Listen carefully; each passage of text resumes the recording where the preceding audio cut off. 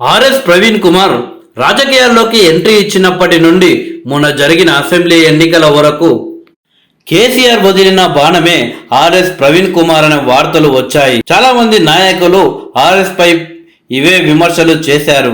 కానీ ఆయన మాత్రం అసెంబ్లీ ఎన్నికలకు ముందు బీఆర్ఎస్ పార్టీపై తీవ్ర విమర్శలు చేశారు.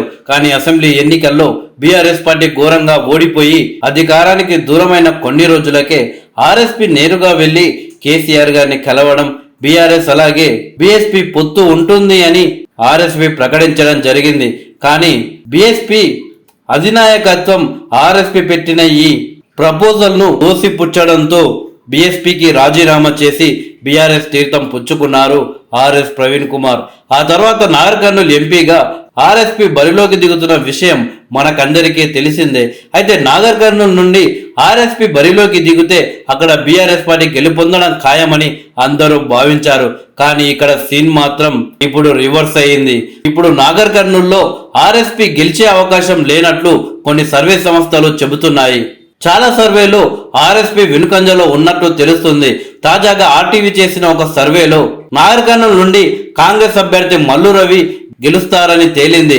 జన్ లోక్పాల్ సర్వేలో సైతం కాంగ్రెస్ అభ్యర్థి మల్లు రవి 40.05% ఓట్లతో విజయం సాధిస్తారని వెల్లడైంది.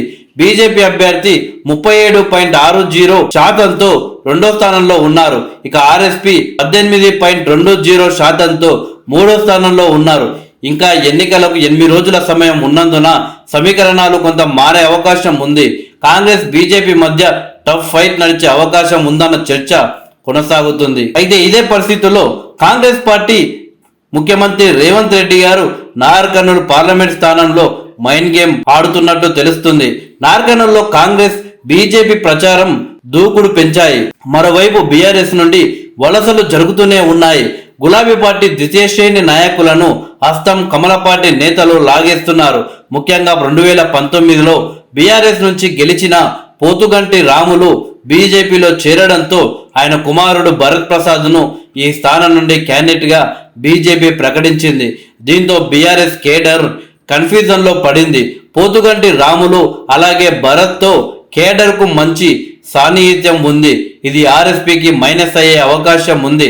కాంగ్రెస్ పార్టీ మైండ్ గేమ్ తో కీలక నేతలను ఆకర్షిస్తుంది. బీఎస్పీకి రాజీనామా చేసి బీఆర్ఎస్ లో చేరిన ఆర్ఎస్ ప్రవీణ్ కుమార్ ఎంపీగా బరిలోకి నిలిచారు.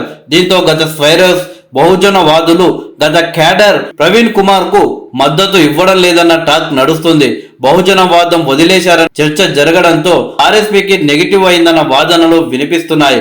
మరోవైపు రాజ్యాంగాన్ని మార్చాలన్న పార్టీలోనే చేరడం ఏమిటని పలువురు మేధావులు ఆర్ఎస్పీని ప్రశ్నిస్తున్నారు.